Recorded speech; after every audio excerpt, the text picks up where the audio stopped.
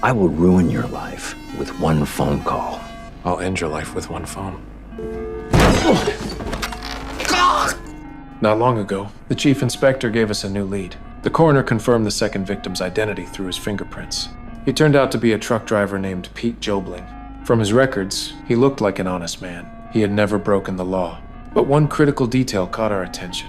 During a minor traffic violation, he somehow hired a famous defense lawyer. A lawyer from an expensive, high-end law firm. For a man like Pete Jobling, just an ordinary, working-class guy. There was no way he could afford such legal fees. That strange detail might hold the key to something bigger.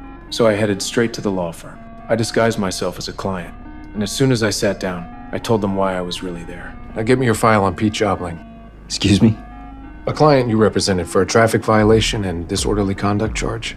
The head of the firm was stunned by my words. He probably thought I had lost my mind. He immediately told me to leave. When I refused to move, he raised his voice and threatened me. I will ruin your life with one phone call. I'll end your life with one phone. Pull up Jobling's file. He never imagined he would be intimidated inside his own law office. But when it came down to his own name and reputation, he gave in and did exactly what I told him. He even stapled the documents neatly before handing them over. Seeing how cooperative he was, I decided to let him go. But before leaving, I made sure to leave him with a warning.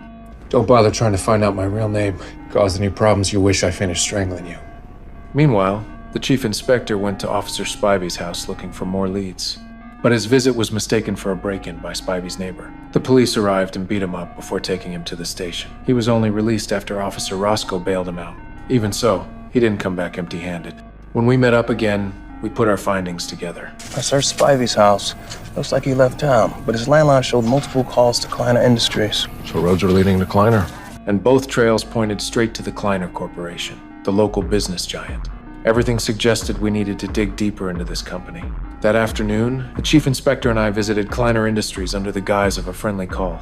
The moment I stepped into the compound, I noticed several suspicious details. For such a massive industrial facility, not a single security camera was in sight.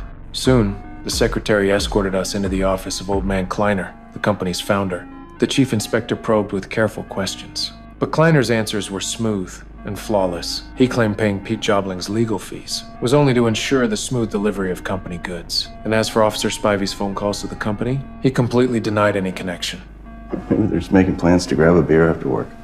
Or perhaps he was calling for another reason. I know you're only doing your job, and I know you're just trying to get answers about your brother's death. It was clear we wouldn't get anything useful out of Old Man Kleiner, so we had no choice but to leave for now.